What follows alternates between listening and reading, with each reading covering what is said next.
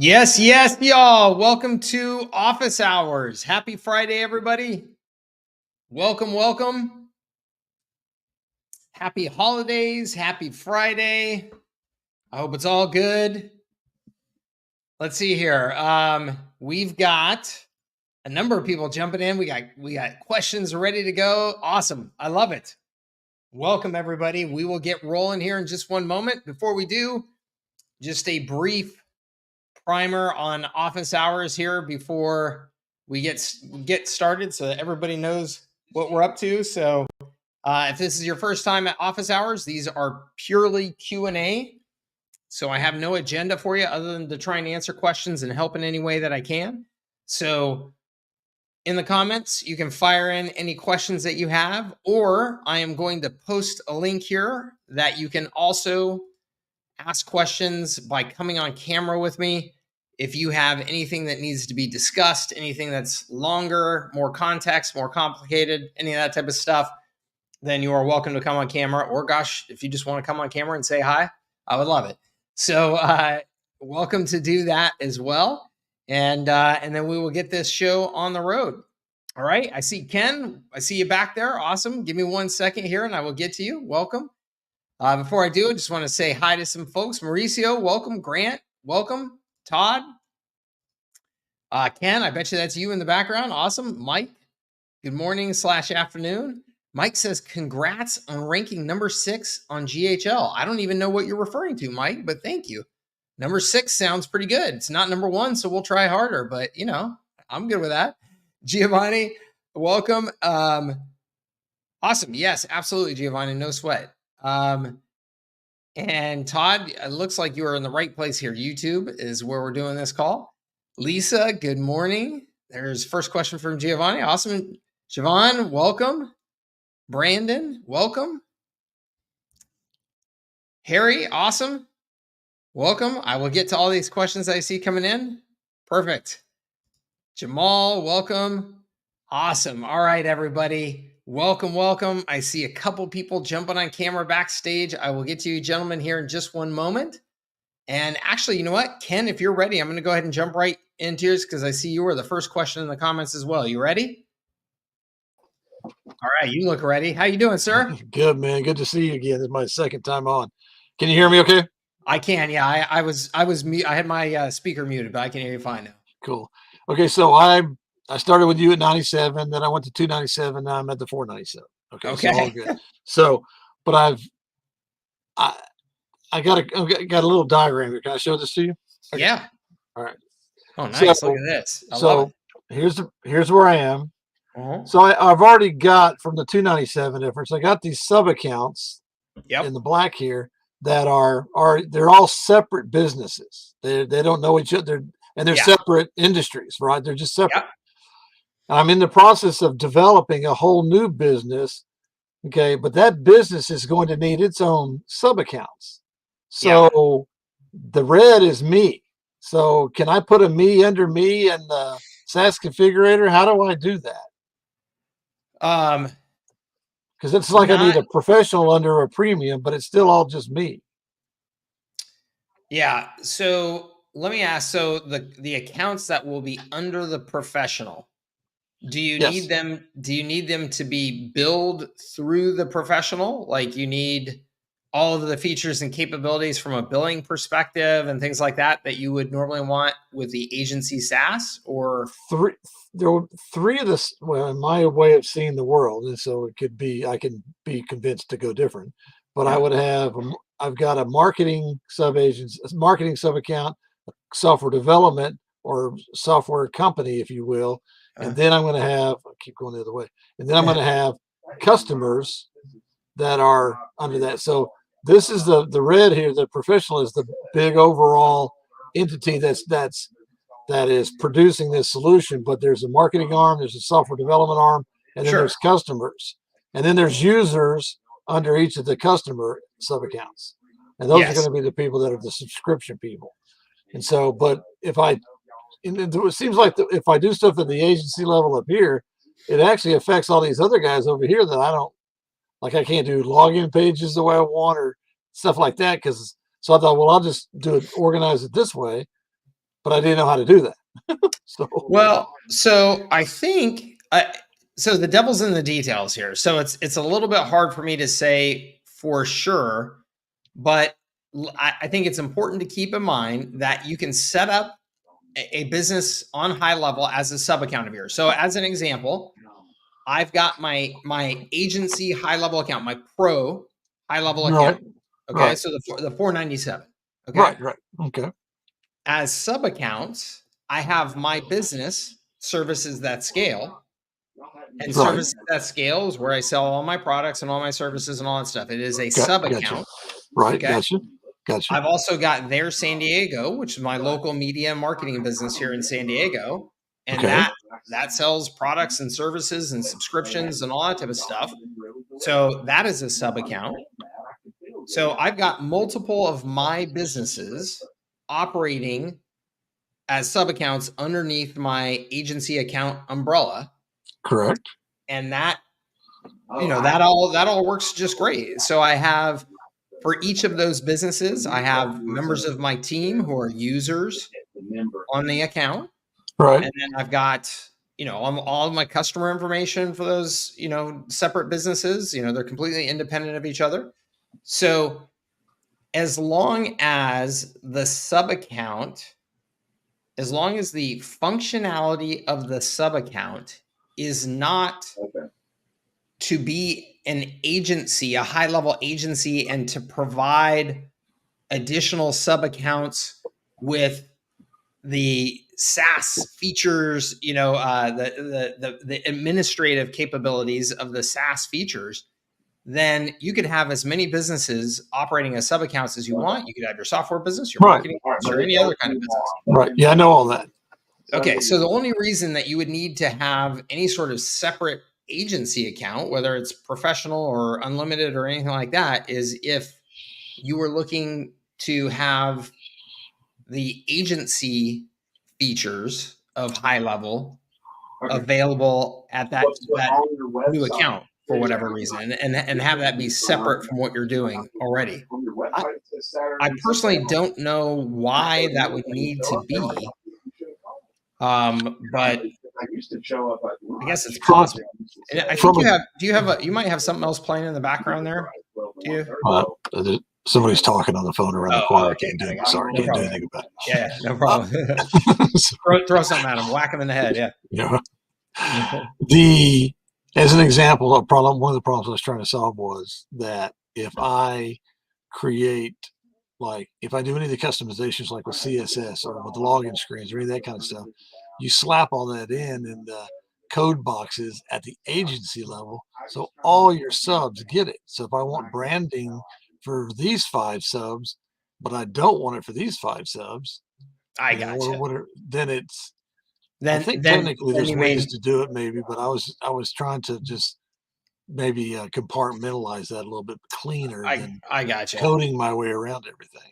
I understand what you're saying now. So like I had when I launched Follow Up Genius with Billy Jean's team, we had an entirely separate HighLevel account because we did exactly that. We customized the interface so it would be passed down to all the sub accounts. So yes, I mean if you're going to do something like that, then yeah, you'd probably just sign up an additional HighLevel account and So run it through that. so the SaaS configurator, I can't create a zero cost sub account or zero cost agency for me. No. I thought that'd No, be yeah, too good to yeah, be true. you're. I think you're into it. You're into it for a second account that way. Yeah. You're complicating your life enough that it's got some financial penalty to it too. So if I were to grab a second agency, then as you suggested, I do sell that to myself though, right? Or do I need to go back through you to get that second one? Oh, Another 497. that's so. I don't. Does that I would even? have to I don't I know how would that have to works. look at HighLevel's affiliate agreement to know for sure. Most affiliate agreements have a you can't sell to yourself clause in them. Ah, So I'm not sure if HighLevels does. HighLevel is very generous with their agreements and stuff compared to most businesses, so they may not, but I'm not sure on that one. okay, okay. Well, it sounds like I probably need to continue to sharpen the knife here a little bit and try to figure this out without being too cute with this organizational stuff. Yeah, you might be. Yeah. I mean, you might, Yeah. you might be creating complexity that you don't need. You Yeah. might not be though. Okay. I mean, you might have two separate businesses that need separate, setups, and sometimes that's just the case. Okay, real quick before I leave you, and first of all, that was some great wisdom. Thank you. Oh, The when I set up the 497 and I said just do this as configure, you got to set up your Stripe account. I'd already had Stripe accounts done below that, and so now I had to do it at the agency level. What below me actually gets billed all the way up through that Stripe account at the top agency level? Like what makes it up there that far? Like if I've got billing, or maybe I just don't understand how it works. well, if you're setting up Stripe at your agency account level, okay, yeah. It So made me do it so I could get to the SaaS configurator. well, yeah. So then what you're doing is so let's say you set up a sub account, and that sub account is going to use SMS, okay, Right. and you are Right. going to mark up and resell that SMS. HighLevel is going to charge you for the SMS, and then your SaaS configurator is going to charge the customer for the marked up SMS. So you'll pay the wholesale through your account. You'll pay the wholesale to HighLevel for the SMS credits, and then the retail price of that you'll sell to your customer and charge them through their credit card on their account. So but I pay HighLevel first, I assume, before my customer pays me. I think it's. I mean, it's kind of like simultaneous. I mean, Okay. well, actually, Well, assuming they pay. yeah. Okay. Well, yeah. Okay. Yeah. Have you had any issues like that where you're paying the wholesale, but then somebody's card gets declined, or they just literally go away and you're not holding anything, or is that not really an issue? I mean, it's in my I experience. know theoretically it can happen, but I just Oh was yeah, curious. I mean, yeah, it can happen. In my experience, it's such a minor issue. It's not worth Okay, that's what hurting I needed yourself to know. with. I Okay, mean, okay. it. I say that, and the first rule of success in a service business. Everybody should listen to this right now because this is critical. The first rule of success in any service business is customer selection.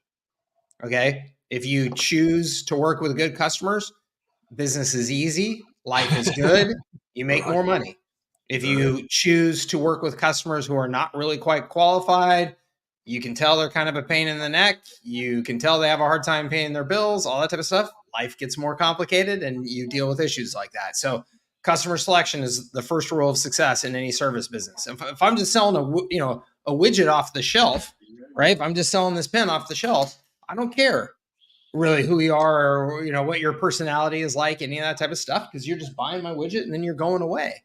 But a service business is a relationship, right? You are working with these people month after month, year after year, hopefully. And so just like any other relationship in your life, the quality of the person that you decide to get in that relationship with matters and impacts everything else. So quality of the customer is rule number one. So take on junk customers, you're going to get more problems with payment. Good customers, less problems with payment. Okay, one more quick question before I let you go, and I'm sorry because you said something that made me. So I get my role as the agency. I get the sub accounts role in relation to me with these wholesale retail services. As for my customers, my sub account customers, they're going to have users who are using the solution that the sub account got from me. So they're users, and they're going to be paying monthly to be able to have access to that stuff. Mhm.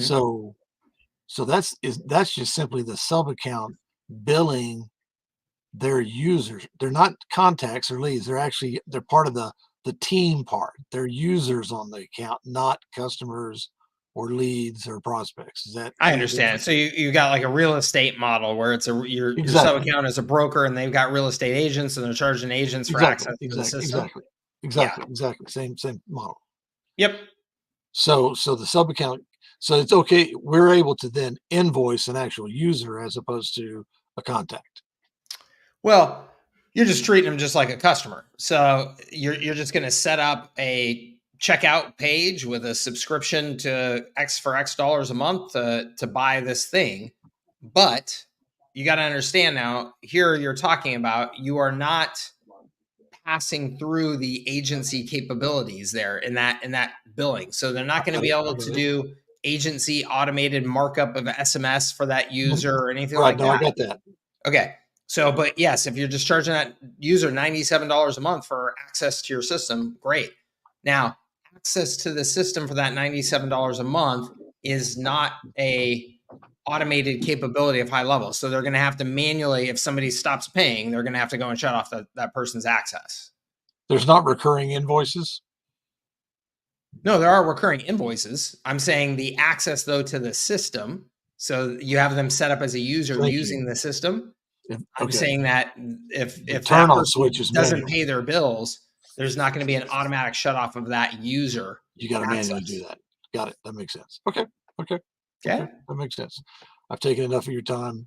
That's okay. That's good. These are good nitty gritty ones, which is awesome because that's the type of stuff that I think people, once they're in there using the system, that's the type of stuff that people need help with. Like I'm up to my eyeballs right now with like senior developers at HighLevel because I've got this particular invoicing thing where I'm like, guys, this should be working this way, and it's not. And they're developing and giving me updates and stuff. But I'm like, when I press that button, damn it, this thing should happen. And it's not happening. So that's good. That means you're getting in there and using it.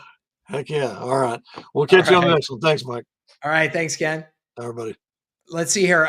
Mike, give me 1 second here. I'm just going to go through some of these questions in the comments and then I will get to you. All right. Giovanni says, hey, Mike, I may not make it. Oh, wait. Yep. I got you. Here's the question, the actual question. From the high leverage agency services package design worksheet, what role does call tracking play in our reputation management services? And how would we talk about it with a client without getting too complex? Okay, so this is a great question. So when I recommend, just for a little bit of context here, if you look at my service package design worksheet from the high leverage agency, what I recommend is that all agencies using HighLevel sell a base package that always includes these 2 categories of services that I described, reputation and resell. Okay. And this is following my R4 sales system. So reputation, resell, reach, and retargeting. That's the 4 R's there of the R4 sales system.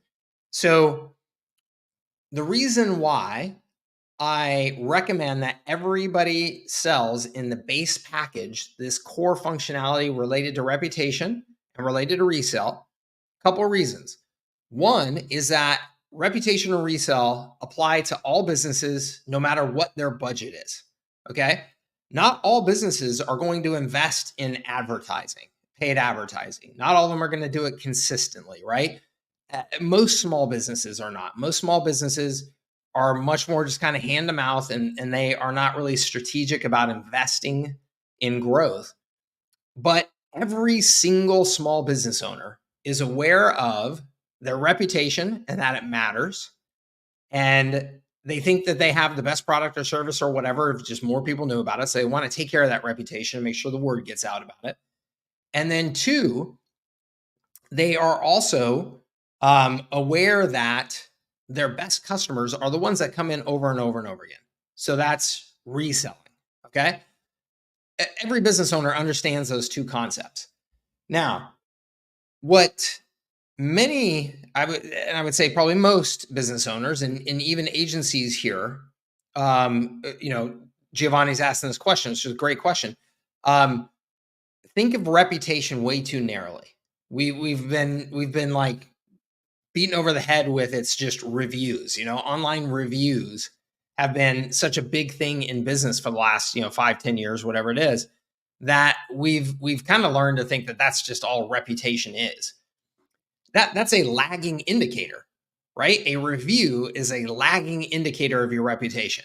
There's all kinds of things that happened that got somebody to the point where they actually left a review. And Giovanni, I'm answering your question here by having this discussion, okay? Because if I was sitting with a small business owner, this is what I would be saying to them, right? Those reviews are really important, and that's what most agencies will sell you on, is you should be doing a review capture and all that good stuff. But the reality is it's a lagging indicator. There's all these factors that lead up to why did somebody decide to even leave a review, right? And as much as possible, we want to manage those things so that by the time they decide to leave a review, it's glowing and positive, right? So what are those things? Well, it turns out there's lots and lots of things. There's things that are out of my control as an agency and only under your control as a business. Things like the quality of your product, the quality of your service, the training of your team, how they're interacting with the customer. All those things are yours to own, Mr. Business Owner, Mrs. Business Owner. The things that I can help you with are all of these other factors that in this digital world that we live in are incredibly important factors for your reputation. As an example, if somebody is driving along and looking for the restaurant that they want to go to, and they're using their phone while they're driving, which nobody's supposed to do, but they do, and they pull up, Mexican restaurants near me, and yours pops up, and they click on it, and it's a terribly optimized website for mobile. They can't find the directions easy. They can't find how to contact you easy. The menu is a PDF they have to download on their iPhone and expand to look at it. All of that impacts your reputation because it's a terrible experience versus your competitor who's got that perfectly mobile optimized site. It's got a phone number right there that they click the call. It's got the directions on how to get there, very obvious and clear. It's got a menu that they can look at. All of those things impact that restaurant's reputation, and that's why they're beating the snot out of you in the market, right? So we want to optimize those factors that lead to the review. One of those things that's very important for most small businesses, Giovanni, is the phone, right? When people call you, does the call get picked up? Does it get picked up in a timely manner? Who picked it up? What did they say when they picked it up, right? That's all call tracking.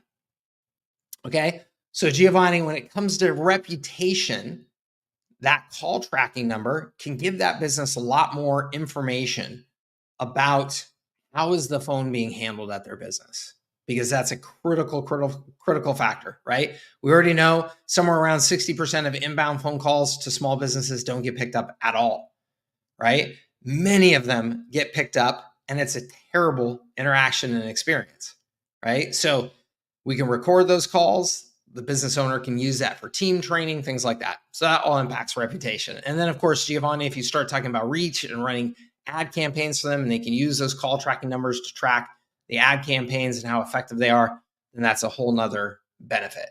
Okay. So I hope that helps you. Harry says, Mike, how do you recommend we give support to high-level users? Okay, Harry, really important question. What I recommend is that you do office hours calls like this. Once a week, what I recommend is that you just have a set time every week where your customers know that they can get in touch with you live, because you're going to be on this call and you're going to answer questions and maybe do some demonstration for them and things like that. I think that this type of call is incredibly valuable for your customers. It's nice for them to know, oh, I can just wait until this afternoon and they have that call and I'll just show up at that call. It's also nice for you, very important for you, because you're going to learn a ton about what are your customers struggling with. You're going to get that feedback that you only get from doing something like this, right? I mean, that's why I love these calls. I learn just as much from these calls as I'm helping you guys. So that's a fantastic way to do it. Second is that I recommend that you have a support ticketing system so that your customers can open a support ticket when they have questions, and then you can get back to them that way. And then finally, I would say, if you invest in like services like Extendly, where they have like live support that you can outsource to their team, or they have like videos that you can include inside of HighLevel to provide training on particular features, things like that. And then I would say recording your own videos. Use Loom to record quick videos and make those available on a membership site for your customers. So you can say, hey, look, for these key, here are the key features of the system that we get, questions about how to use. So we've put these all into a membership area. It's a combination of all of these things, Harry, I think you want to do. And nice thing is none of those are that difficult or expensive. They just take, your engagement and commitment to get them done. Okay. But you'll learn a ton. Your business will be much better. You'll make a lot more money if you do them. Okay. Siobhan says, I've discovered that I'm not a tech guy, but I'm eager to jump on the phones and network with business owners. How would you suggest I get past that hurdle? Javon, make sure you clarify for me if you're still on the call. Which hurdle are you referring to? Is the hurdle jumping on the phones and networking, or is the hurdle the tech stuff? I just want to make sure I answer the right question. Mike, you ready to come on? You good? Hey, how's it going? Good. Good. Congratulations. So you hit number 6 in the Commander leaderboard on the affiliate newsletter. Hot dog. That's awesome. I'm going to have to take a look at that and find out what the heck that means. Fantastic. So I've been following, I've just recently joined GHL, traditional Salesforce practice lead. Cool. I have pitched the idea to real estate agents to help them essentially get more seller qualified leads. I pitched it to an office, and I've got 10 people who want to be part of the beta program.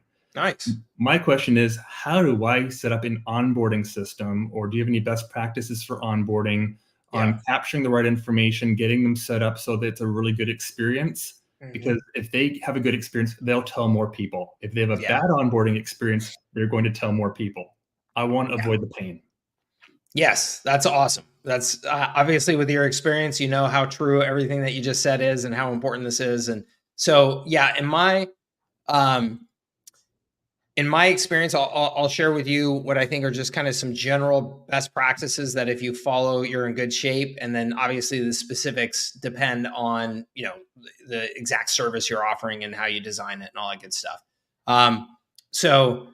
A handful of things here. So one, I would say communicating to them a roadmap so they have expectations of how this is going to go is important. So here are the X steps, you know, or phases that we're going to take to get you onboarded and up and running. I think just that communication and communicating a roadmap that provides some vision to them and some organization and structure just goes a long way to establishing that you know what you're doing and they feel confident in your hands.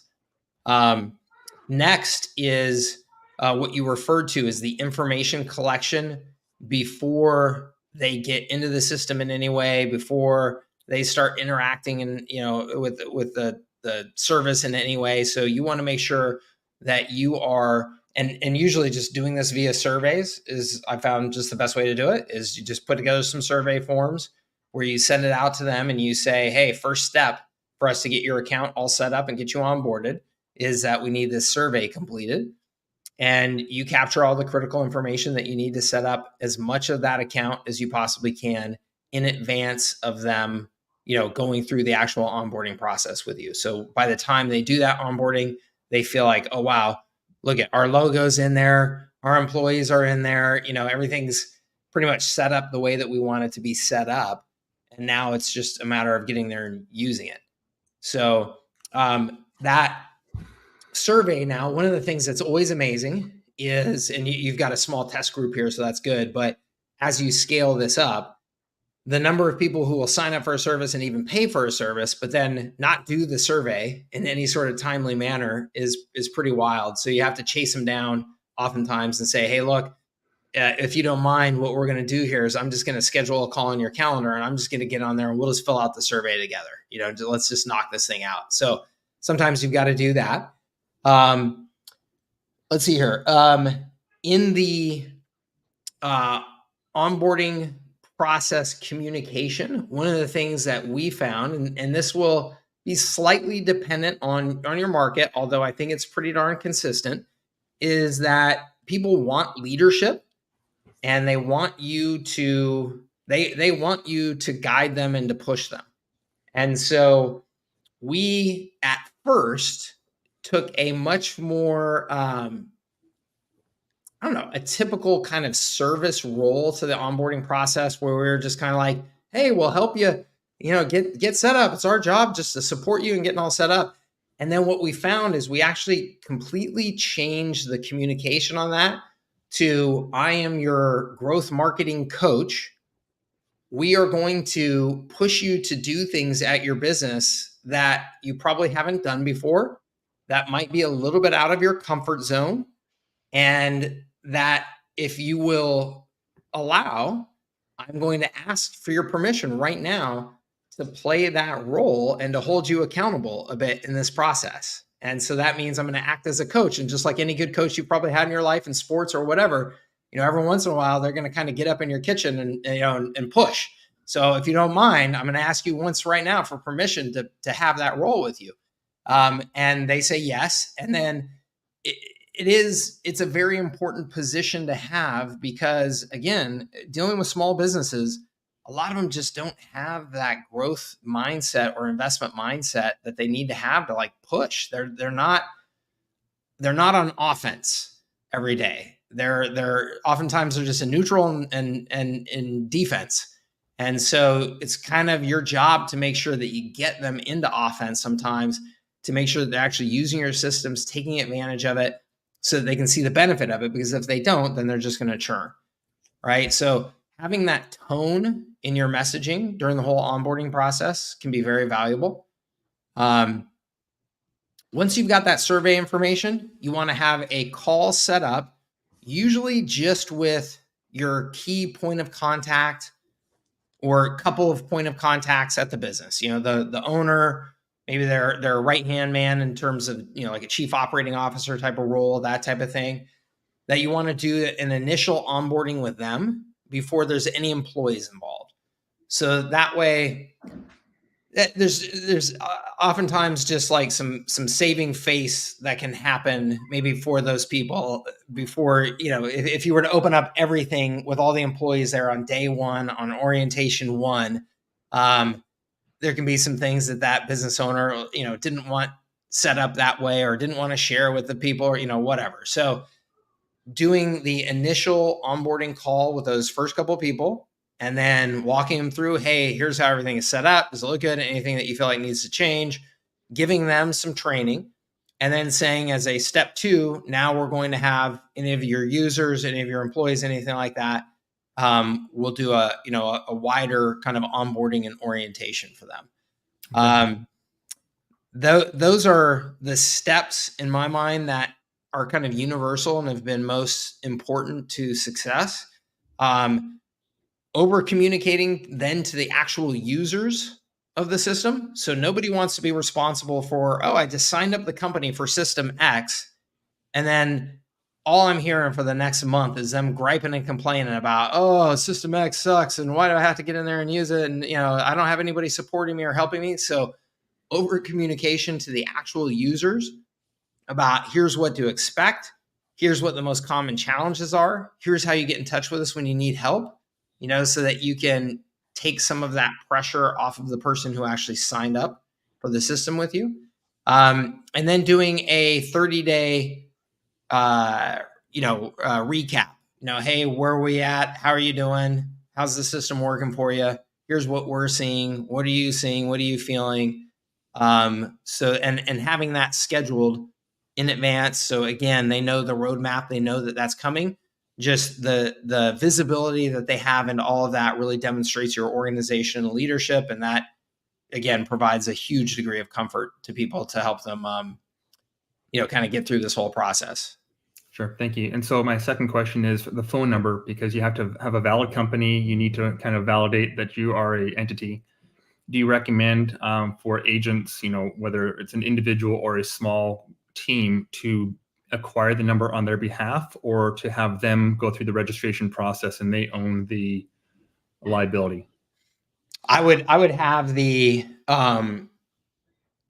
just to make sure I'm not in that field, so I don't know 100% that I'm using the right language. But if there was a brokerage, I would have the brokerage be the business information to acquire the numbers, have that brokerage acquire as many numbers as they need for their agents, and then those numbers assigned to the agent in the system. But if that's not the setup that you're operating with, if each agent is going to have like their own sub account in HighLevel, then yes, I would have them each register as a business and get that number assigned to them specifically. Okay. That's been really helpful. Just the way that most brokerages work, even if they have teams, those teams are independent and they're tied into most CRM. So they have absolutely no flexibility. If they want to leave, they lose all their contacts and all of the work that they've done. So this is really providing the digital lead system for them that regardless of where they go, what they do, it's theirs. And it's that service providing. Yeah, I think that, it's an interesting industry because, you do have all of these independent agents that are, they're essentially just little businesses of their own, but that broker can have a lot of influence and control over that data. And that I don't understand why anybody would be an agent and not be just aggressively building their own network, database, brand, all that type of stuff that's portable. Just seems like kind of business suicide if you don't do that in that industry. But so it sounds like a very valuable proposition that you can make to them for sure. And one more question.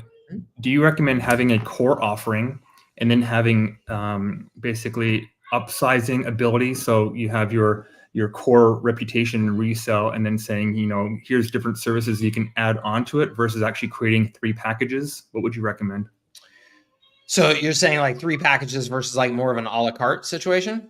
Well, a la carte. So let's just say you have a $500 per month base package, and it provides to you, let's say 5 core functions: the text back, the AI toolbot, all that stuff. Yeah. If they want to buy additional hours, they want to buy, leads, if they want to buy all this stuff, would you build it as a separate package, or would you have it as, add on these different elements? So it's a la carte based on a core. Got it. So I think that the answer could be a little bit of both, and you kind of have to feel it out a bit in your market. But there are a couple of things that I've learned from experience that I think might help you in making those decisions. So one is simplicity matters when selling to small businesses. So just anything that you can do to simplify your sales messaging, your offers, any of that is super important, because overwhelm just leads to people just not buying. Second thing I would say is and this is important again for anybody in that's selling high level, is I hear way too many people that are way too defensive about protecting features of high level. Like I'll hear somebody say something like, well, I'm only charging them $297 and they got access to all of this stuff. I'm getting ripped off. And to me, I'm like, all of that extra stuff that you're talking about in almost all cases is not costing you anything else. So if you're delivering all of that value at that price point, I mean, why in the world would you feel like you're getting ripped off by that customer? You're delivering a ton of value. And so most likely that means they're just going to stick with you for years and years and years to come because you're delivering so much value. And then second, and this is important for you with the package design, is in high level, there is a component of what is the volume of usage of the system. Because if they're sending more emails, they're sending more SMS, all that type of stuff, you're just going to make more money because you are reselling that. So going back to the simplicity thing and going back to a little bit of the both that I said in the original answer there, is if I set up that original package and I load it up with a bunch of features that are going to make it very attractive to sell, then that's a really nice way to sell. It's a really nice value proposition. And that's going to give me probably the most success at getting people into that base package. And then if I am reselling those SMS minutes, phone minutes, all that type of stuff, then as the account grows and is more successful in using the system, I'm going to just be automatically making more through that rebilling increasing over time. So you can just have a base package that's really loaded up with just about everything you could possibly want, and then just grow through usage. And that's I think a very attractive scenario with a lot of markets, to just keep your offer that simple and just grow based on usage. When it comes to deciding, am I going to add something into an additional package or am I going to sell it a la carte? For me, there's usually a handful of things that I'm evaluating when I'm making that decision. So one is is what I'm considering adding to the package, something that's pretty darn universal to my customer base, because there's no reason to make it, one out of your 3, packages or whatever, if it's not something that's going to be a pretty wide seller, right? I mean, if you're going to just have a handful of packages, then each package should have features and capabilities that are going to be pretty widely desired by your marketplace. Looking at the cost structure of what it is that you're adding. So you mentioned like leads, like, getting leads or something like that for them. There's a handful of ways that you could get leads, right? You could get leads by running paid ad campaigns for them, or you could get leads by actually buying access to a database and populating their system with leads from that database. What is the cost structure for that to you?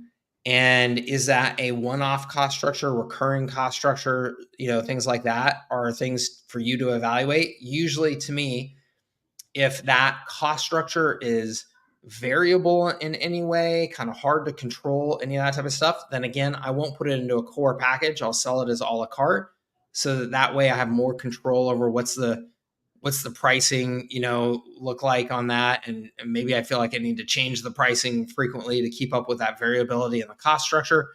Those are some of the things that I'm considering, but I'm always then just looking at simplicity and scalability of whatever is going to be in that package. Like, can I deliver whatever it is with ease and scalability, so I'm really protecting my margins on that recurring revenue? So I hope that helps you. I know that I wish there was just like a exact checklist that I could say, do it this way, but this has been really helpful. And I think you're speaking to a point that I hope is helpful for the whole team here, which is we're not selling the software. Give away as much upfront as possible. I'm a big believer in throw everything at it, where it feels like you're giving me thousands of dollars of value for literally minimal cost, because there's no investment, there's no additional investment required. Absolutely. The value that we're building are the assets, the services, the leadership, the expertise. That's the secret sauce. Because if someone comes along and says, "Oh, are you using Go HighLevel?" I'm just going to buy it from them directly. Right. That kind of undercuts the entire value proposition. It's all the other stuff, and the software, the tool, is just the tool. Exactly. It's just right. Something to stand on top of. So I think you've been messaging things correctly in how you're, describing this. And for everyone else on the phone call, don't sell the tool, sell the sauce. Yeah. Thank you. Yes, that's exactly right. So awesome. Anything else I can help you with, Mike? Sure, I'll be back. All right. Thank you, sir. It's good to see you. Have a good one. Thank you, you too. All right. Let's see here. Under the resell service category from the high leverage agency service package design worksheet, what is the payment service and how does that fit into the resell category? Giovanni, so you can, your customers can accept payments through HighLevel. So you can set them up with various options like tap to pay, on the mobile phone, invoicing, things like that. So, unbelievably, there are still so many small businesses out there that lose so much money every day because they simply don't have ways of getting the money, right? So like the tap to pay on mobile has been huge for me with Air San Diego just recently with our events. At our events, we always have some tap to pay options to sell stuff at the events, and we sell a bunch of stuff. People are coming and just smacking their credit card on the phone and buying stuff. We didn't have that before HighLevel. Okay. I've got awesome invoicing features in HighLevel, right? So you can very easily show them how they can set up invoicing capabilities that you can send out an invoice to somebody, have automatic follow-up to that invoice happening, have automatic collection of payment on that invoicing through credit cards and things like that. So that's all incredibly important to resell. You can set up funnels for them and have them, you take advantage of funnels for the first time ever and have people pay via a shopping cart in that funnel. So just lots of ways that you can help them with that are incredibly, incredibly valuable and important. Okay. What are your thoughts on utilizing an audit survey as a lead magnet for our services? I think it's a great one. I think it's a great one. Would it create an unnecessary hurdle? It could, if the survey, if what you're doing is too long, too complicated, things like that. But Giovanni, I'm going to be releasing to you some updates on our survey in the R4 system here pretty quick. So you will see some approaches to how to do that. But no, surveys are a really, really, really successful in general lead capture mechanism. So it's just, again, a matter of how complicated is it, how long is it, things like that. How do you present it, all that good stuff. Okay. Lots of good questions. Can you explain what SaaS mode is and how and when we would utilize it in Go High Level? Yes. SaaS mode is the ability to sell the features and capabilities of High Level as if you are the software company. Okay. So what I mean by that is if you created High Level from scratch, you did, and you wanted to sell it to businesses to use, what would you do? Just like any software company in today's world, you would have a page where they could go and see the different packages. They could decide which one they want to sign up for. They would put in their credit card. And then depending on the features that were outlined in that package, the software would automatically bill that customer appropriately, manage, how many users have access to the system appropriately, things like that, right? It would all be done with software instead of there being some person behind the scenes that has to manually track, oh, wait a minute, does that person have 4 users or 5 users? I got to bill them more this month because they have 5, right? That would never be scalable. In software, in SaaS, the software manages all of that, access, billing, reselling of minutes, all that stuff. So Giovanni, when you turn on SaaS mode and take advantage of SaaS mode in High Level, you now have the ability to let the software manage all of those capabilities that I just discussed for your customers. Your customers can put in a credit card. That credit card will be assigned to a certain package of benefits, right? Depending on the package that they signed up for. And the software will then control the administration of those benefits automatically based on the package that they signed up for and hit that customer's credit card for any additional payments that need to happen for them using SMS, using minutes, all that type of stuff. In other words, I think that there is, I will state clearly that to me, once you start getting customers, there is no reason why you would not be at the pro level of High Level and in SaaS mode, other than you're just misunderstanding the capabilities. There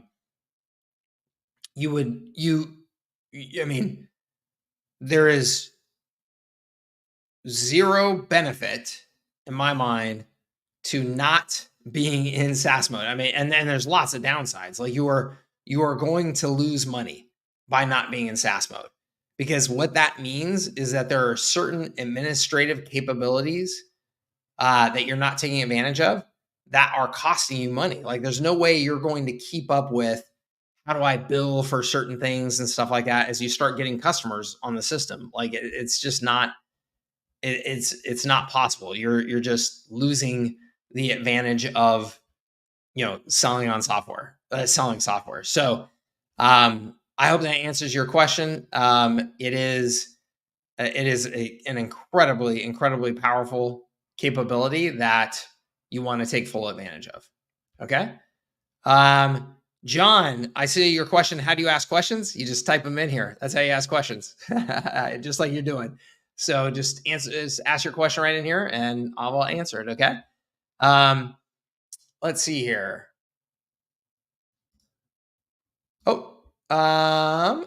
more. Okay. I like your audit surge initial delivery model. What are your thoughts on using this model to scale an agency focused on the dental industry to 10K in the next 30 to 60 days? Dr. Strickland, I love the model, and there's absolutely no reason why you can't get to 10K in the next 30 to 60 days if you know how to sell, if you have some prospects and things that you already have some sort of relationship with, and so you're gonna use those relationships to get in the door faster. If you have a reputation in the industry, I mean, you could do that. You could blow right past that number if those things are all true. If you are lacking in any of those things, if you don't have good sales experience, if you don't have good marketing experience, if you don't have any reputation in your industry, if you don't have any personal contacts that you can call on, then you're starting from a cold start. And could that easily take more than 30 to 60 days? Absolutely. Absolutely. I don't like to blow any sunshine on that, because reality is, could it take you more than that? Yes. Take you longer than that? Yes. Now, also, I would say in that niche, and depending on the exact services that you're providing in that surge, that you could, one customer can get you past 10K, with no problem. A couple of customers can very easily get you past that 10K. So, again, it really is dependent on who you are. The model is perfect. It'll work just fine. Paul says, in doing a lunch and learn, what is the best format? Do I speak the R4 framework and then get into some of the tech? Yeah. So Paul, I think that the best format is that you are educating on concepts that the business owners in attendance will understand. Okay. So generally you want to keep that at the beauty of the R4, Paul, is that you're speaking language that they should understand, right? So you don't want to lose them in a bunch of tech jargon. You don't want to lose them by going down into the bits and bytes of features of the software, things like that. So you want to demonstrate thought leadership to them using language that they understand. Okay. Now, is there benefit to demonstrating some of the capabilities that, depending on your audience, they may just have no understanding of what's possible, right? So you can show them a little bit of, hey, kind of some wizardry here. Did you know, here, call this number real quick and see what happens, right? And so they call a number, and all of a sudden they're getting an automated sequence of, text messages or something like that, right? Depending on your audience, they may have no idea some of the capabilities that they could be taking advantage of at their business. So could you selectively choose a handful of those features, Paul, to demonstrate to go in alignment with what you've been pitching in that presentation? Absolutely. Yeah, I think that you could. But again, always just keeping in mind that you don't want to lose them in bits and bytes. You don't want to go too far down the rabbit hole. Okay. Brandon says, will we lose any custom workflow snapshots set up in the pro trial if we digress down to $97 a month? I don't think so, Brandon. I don't think so. No. I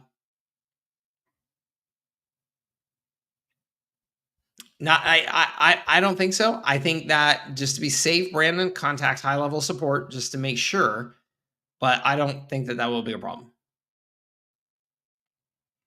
Okay. Sean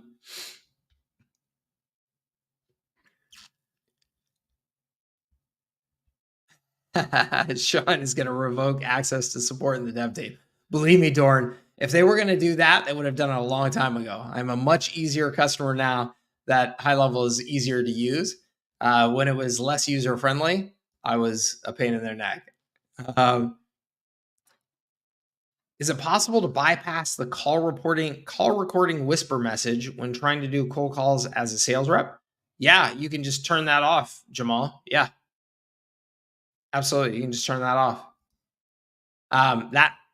If you're recording the calls, though, that is most likely illegal to just turn that off. So you got to decide, do you want to record the calls or not? If you want to record the calls, you probably need to leave that on.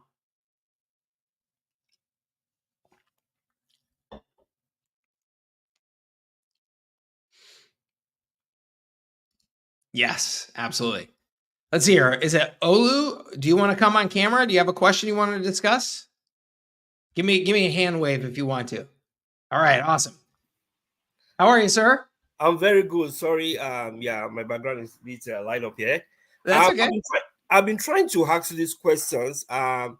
You one of your training, you said we should go productize. I mean, we should make our service product based. Yes. And I've been trying to develop my my website now, and my niche is actually the dental the dentist.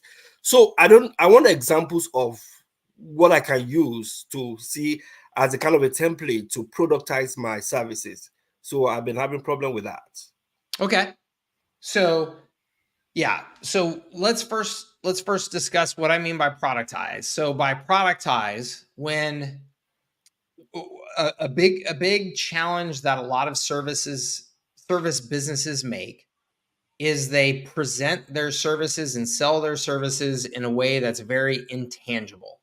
Okay. So as an example, I'm an agency. Okay. Well, what does that mean? Well, I can do marketing campaigns to help you. Okay. Well, what does that mean? Well, I could set up Facebook ads. I could help you with your brand. I could, whatever. And how do you charge me? Well, we have an hourly rate, for our services. Okay, well, how much is it going to cost to do this thing then? Well, it depends on, how many of those campaigns do you want? How complex are the campaigns, and how much, So it's a very difficult conversation. And then what I have to do is I have to go through this long, tedious sales process, and I have to write you a proposal, and I have to do all that stuff. And it looks like his connection dropped, but I'm going to go ahead and answer the question because it's an important one. So that all leads to complexity. It all leads to slowing things down. It just makes it a much more complicated and difficult thing to sell. So what we want to try and do, and there's a fantastic book out there called Selling the Invisible. If you want to get it on Amazon, it's inexpensive, Selling the Invisible. And it was like the Bible of how to sell services more successfully, because what he talked about was, how do we take this intangible thing and make it more tangible? And so by productizing your service, some things are as simple as just give it a name, give it a set price point, give it a specific set of features and benefits that come with that service, right? Just by doing that, you've made things just much easier for the customer to understand and make a decision about. So instead of selling just agency services and consulting services, I can say, I do the small business growth launch. Well, what's the small business growth launch? Oh, it's a $5,000 package that includes these things: a brand new mobile optimized website, SEO optimized website. It includes a new logo. It includes rewriting your copy. It includes setting up your first funnel. It includes setting up these 3 lead generation systems and lead magnets, yada, yada. And that's in the $5,000 package. You get all of these things. Okay, that sounds like a nice, easy thing for me to understand and make a decision around, versus just this, completely vague, I'm an agency and I do agency things.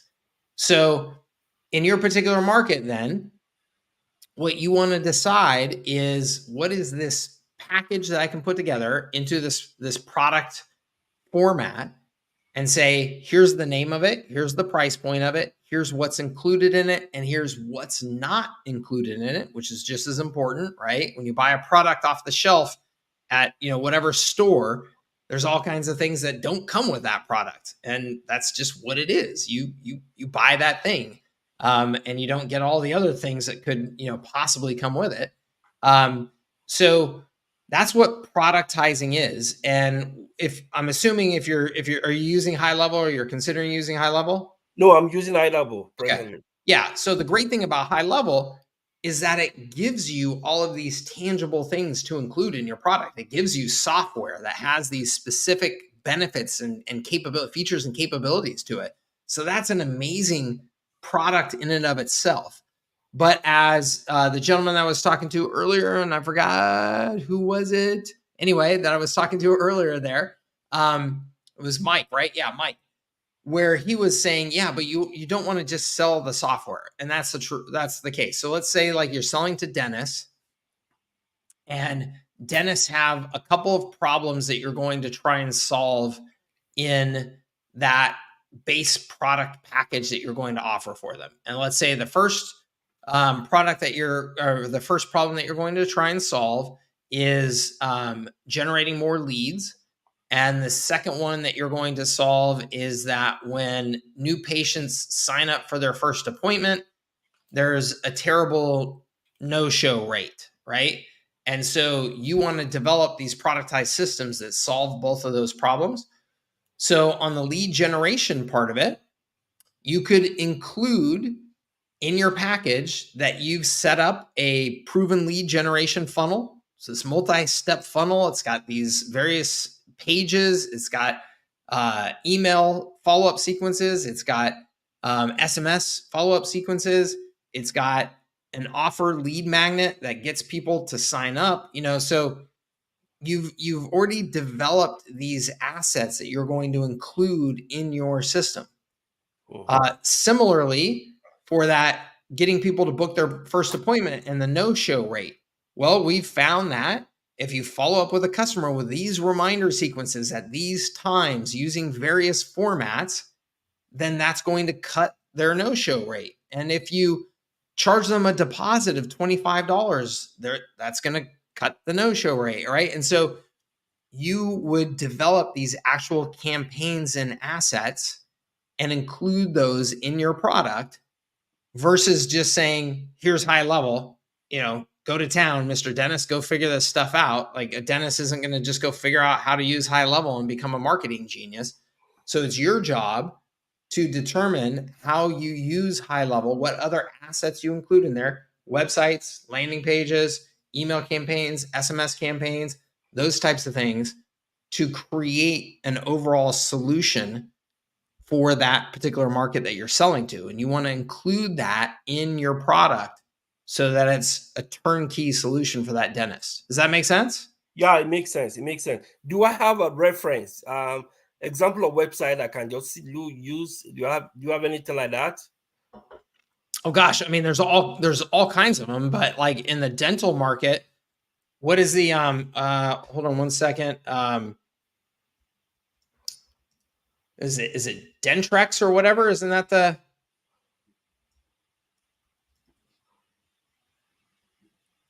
dental practice marketing solutions?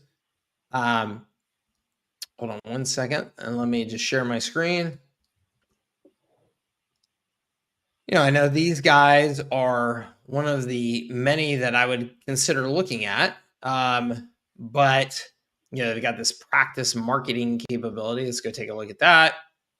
Find the holes in your marketing plan, expand your marketing reach, patient communication, website and online marketing. So you can see some of the things that they include in here. Okay.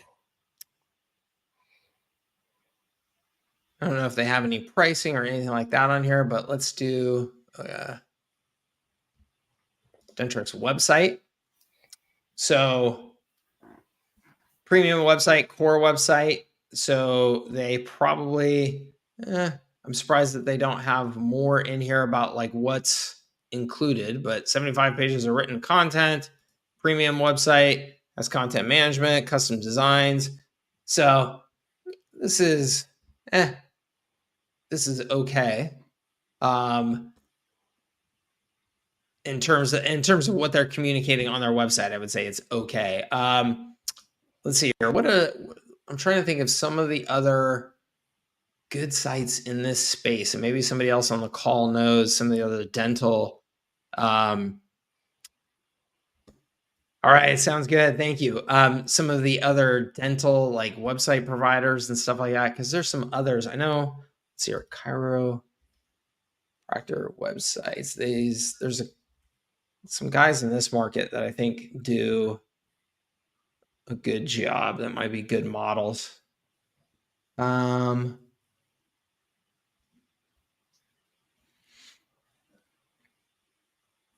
Online Cairo.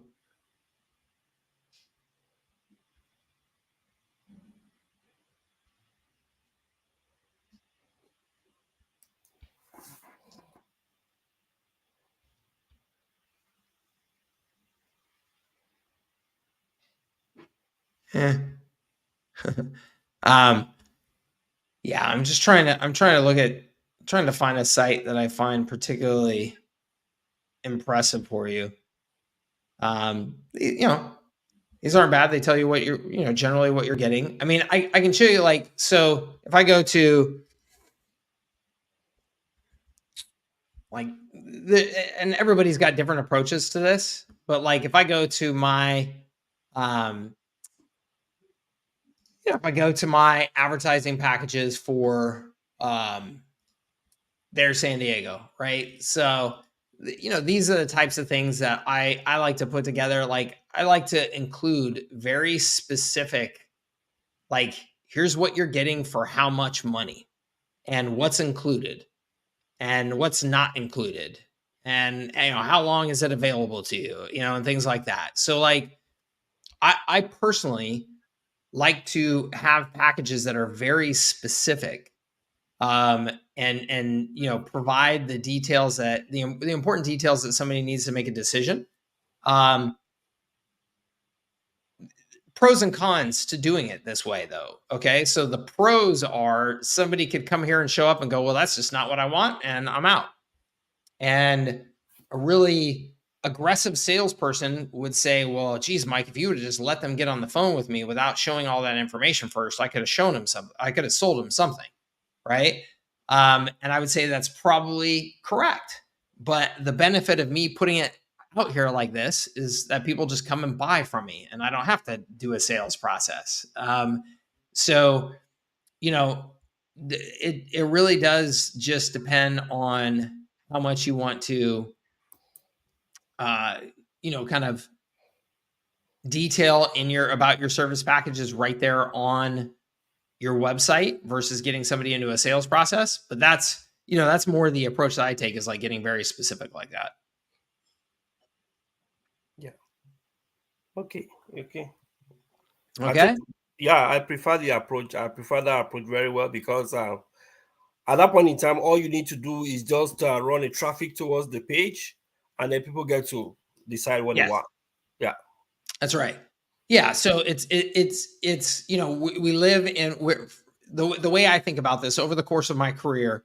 At the beginning of my career, selling was like 90% selling and 10% marketing. It was like I had to sell. I had to go find people, and I had to have a conversation with them, and I had to, like, convince them to buy something. Hey, you've got a problem and I can help you. Now the world has flip-flopped, and it's like 90% marketing and 10% sales. Yeah. Whereas if I'm putting out good content, good leadership, good thought leadership, and I've got on my website, here's what I have to offer, then people just come and buy stuff. Exactly. Every once in a while, do I have to hop on a call to seal the deal? Sure. But it's very, very rare. I don't do it very often. I don't have expensive salespeople working for me anymore. So I have gone really extreme in that direction. Could I make more money and grow my business faster if I still had some more salespeople on staff and everything? Yes, I could. But for lifestyle purposes and things like that, I've decided I'm just going to go extremely in this direction. So there's probably some balance there that makes sense for most people. That's a little less extreme than what I'm doing. But yes, it is a marketing world now versus a sales world, for sure. Yeah. Okay. Awesome. Thank you, sir. Thank you. All right, let's see here. Lots of good questions. Awesome. Javon says, okay, to clarify, I'm more of a sales guy, not a tech guy. I'm stuck in comprehending Go high level. Okay, so two things. I've got recommendation for you here, Javon, and this goes for everybody. One, if you are going to be in this business and high level is going to be a critical component of your business, you have got to dive in with both feet, get your hands dirty, and commit to making sure that you have a solid understanding of how to use the software and what it's capable of. Now, I say all that, but I also want to say as well, right, in the same breath, That doesn't mean that you have to become a tech guru. That doesn't mean that you have to be the person setting everything up every day and pressing all the buttons and all that type of stuff. Okay. And it actually can be a real advantage to you to not be that person. So let me explain why I say that. When I started in the IT services industry, the first business that I built up and sold, I didn't know a damn thing about setting up a computer network, supporting a computer network, fixing a computer. I didn't know any of that. I was a business guy. Okay. I saw a hole in the market. I understood the hole in the market, and I decided to create a service to fix that hole in the market. Right. I still, to this day, I could not set up a computer or a network or anything if my life depended on it. And I built a very, successful business in that space. So it was my advantage in that all I could do was go out and sell. I could sell, I could market our services, all that, right? Whereas almost everybody in my industry was a computer nerd who decided to start selling their wisdom and their experience and their knowledge, right? But they looked down on salespeople. They were terrible at sales. They were terrible at marketing. And they thought because they were computer geniuses that they were just going to have business, crashing down their door. So I went out and beat those guys badly because I was willing to do sales and marketing and make that my thing, right? And hire people that could do all the tech stuff. So in that business, the very first thing that I did was I went out and hired a tech guy. Okay. Somebody that I felt like I could get along with, communicate with, all that type of stuff. And I literally, the conversation, this is funny to look back on, but this is literally the conversation, is I sat him down, said, here, you got everything you need, all that type of stuff. Yes. And I said, well, look, we don't have any customers yet, but I'm going to go out now, and it's going to be my job to go out and get customers. And one day that phone is going to ring with somebody who needs help with their computer. And if you can't help them, we're out of business. So please do your best to help them. That was literally like the orientation, right? And he was just like, okay, gotcha. So, and then that was what I did. I just went out and started selling and marketing. That was all I did. So you can use that to your advantage, but you've got to find a solution for who's going to be your computer guy, right? That's going to take care of this stuff for you. The good news is there are companies out there now that this is all they do. Extendly, I mentioned earlier, Extendly will, do pretty much anything for you. Like they'll onboard your customers. They'll provide 24/7 support for your customers, all that stuff. They'll set up the snapshots. They'll set up everything.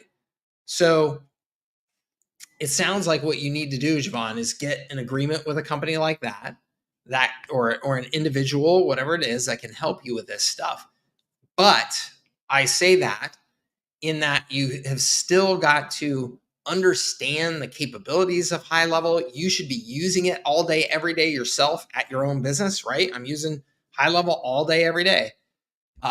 So that you know the system as much as you can. Don't give yourself the out of just being like, oh, I'm not going to be that person. But find somebody, hire somebody that can help you and be that back end. Okay. Let's see here. I started as your affiliate on UpX today. Awesome. Thank you. Is it possible to edit your templates for realtor clients looking for the first time home buyer? Yes.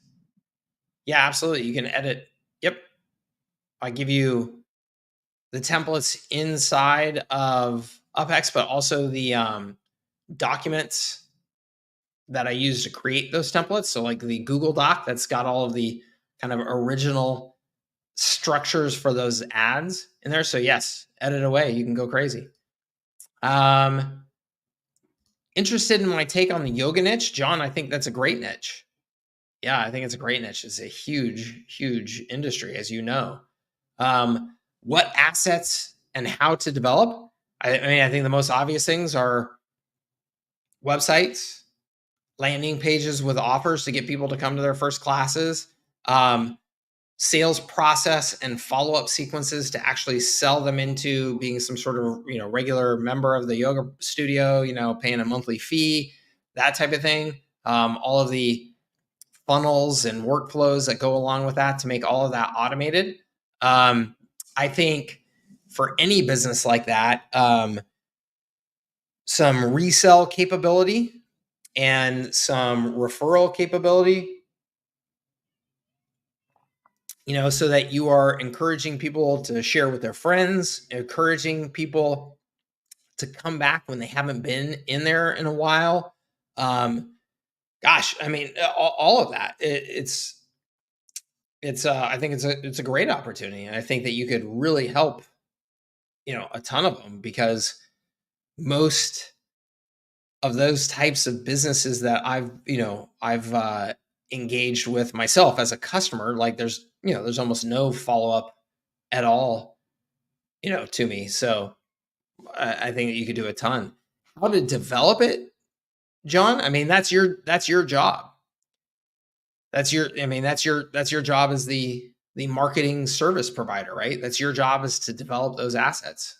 So you either have some knowledge of marketing or some knowledge of that niche, or ideally both, that you then go, okay, I'm going to develop an initial set of assets. And then the great thing is, as you're using those assets with your customers, you're going to get a lot of data about what's working, what's not. So you can experiment, try some other assets, split test some different landing pages, different offers, things like that, and see, what works across your customers. Okay. What is a good balanced markup for email reselling? Mauricio, I'm usually looking at like 67% margin, gross margin on that type of thing. So, essentially, 3 times, your cost type of thing, right? If you do 2 times your cost, you're going to have a 50% margin. If you do 3 times your cost, you're going to have a 67% margin. 4 times your cost, 75% margin, right? So 3 times the cost typically, as a minimum, just kind of standard is what I'm looking at with those. You obviously, can take some time to look at what are the other options out there in the marketplace. Like if somebody were to go sign up with just an email service provider, how is your cost going to compare to them and stuff when it's all said and done? But that's generally the type of margin that I'm looking at for any of those things.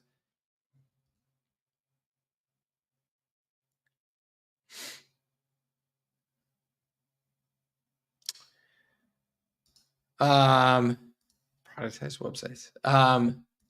Let's see here. Sorry, let's just go through here. Where does the foot in the door offer fit into the R4 sales process? Great question.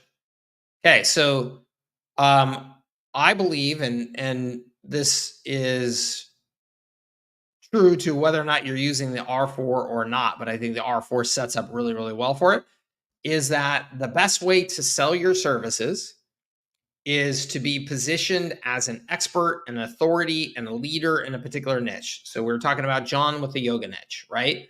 So I would like to present my business and myself as like the yoga marketing, guru, right? And so I'm sharing all kinds of knowledge and best practices out there about what works in marketing in the yoga space. Okay. And I'm talking about these growth marketing systems that every yoga studio should have to grow their business. Okay. That's the R4. So I'm talking about these core marketing systems that every yoga studio should have. So that messaging out there, I want to have that going all the time. Okay. That's like the core messaging that's going to support the growth of my business and the positioning of my business that I want to have in the marketplace, which is a leader, a thought leader in how to grow your yoga business. Okay. But that is not necessarily the easiest and fastest stuff to respond to as a potential customer, right?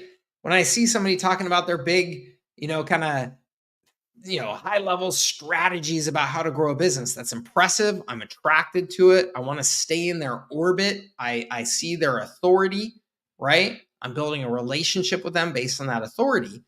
But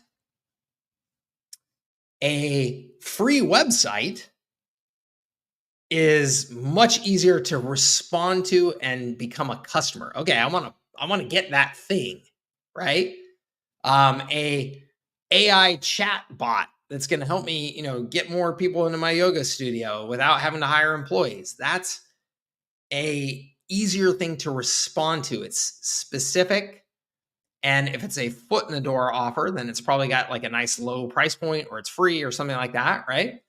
So you also want to have those going at all times. Okay? You don't want to be just one or the other. You want to have both going. So the R4 and all of the language about systems and how you use systems to grow your business and what those systems are is that thought leadership piece. The foot in the door offers are the things that are going to get response faster. So you want to have both going. You don't want to be just one or the other, because if you're all just thought leadership, you're going to have a slow, kind of painful sales cycle, especially at the beginning, because it takes a while to build up all that credibility, right? If you're just those kind of cheap, low ticket foot in the door offers, then what are you? You're just a salesperson, right? And nobody wants just a salesperson, right? In today's world, it's like, oh, every time I interact with those people, all they're doing is hit me over the head trying to sell me, right? So you want to be both of those things. Okay. I hope that helps you. Okay.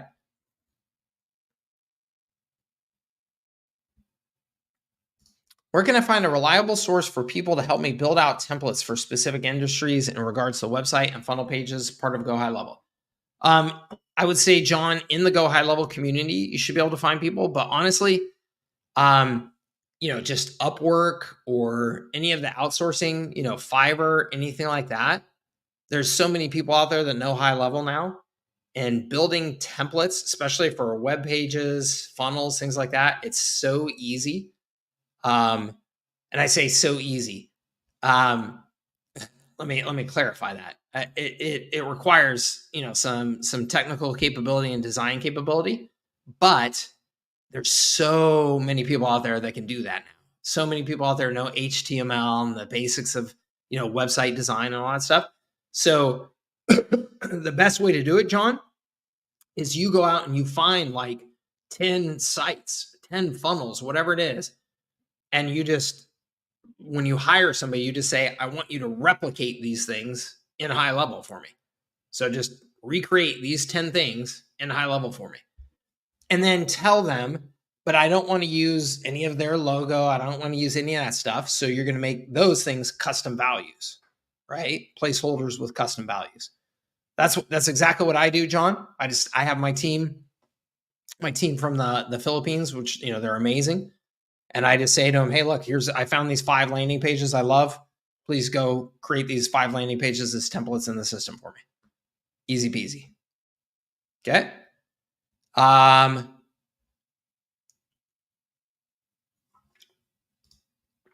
It appears my HighLevel phone number will still work for missed call test back without being A2P approved. Is that correct? Sean, I don't know about that one. I mean, it should still work. Yes. Will there be any downsides to you if it's not approved? Possibly, like maybe some lower deliverability and things like that. So I'm not 100% sure there, Sean. I have to admit, I'm kind of ignorant of a bunch of this stuff because I really just haven't had any problems with it like most people have. So sorry about that. David, good question. What is your view on getting started at this time of year? I think it's an excellent time to get started, David. And the reason why I say that is because most people are slowing down a little bit.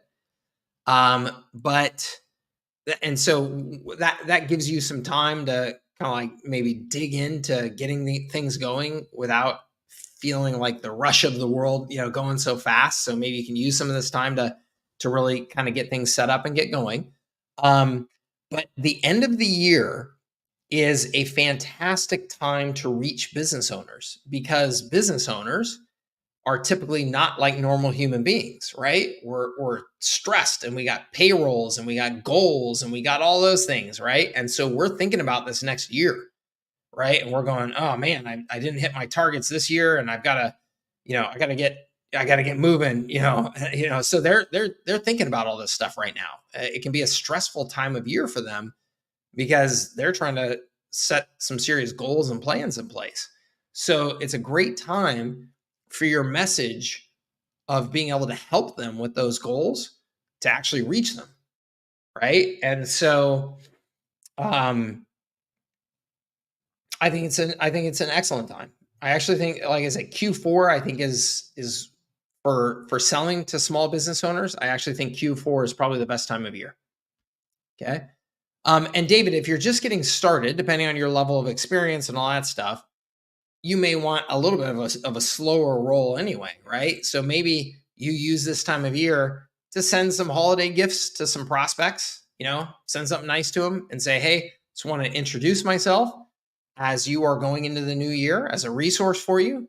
Maybe we could grab a coffee and have a conversation or whatever. So, maybe it's just taking advantage of a little bit of this slower time just to get some of those conversations going without it being like an all out sales pitch yet. Right. So, let's see here. Yes. Selling the Invisible is the title of that book. Selling the Invisible. It's a bit older book, and it's written by a gentleman who was primarily selling to much larger corporations, but it's still just got tremendous wisdom in it. Jim says, did I see your question above? I don't believe I did, Jim, or else I would have answered. Here we go.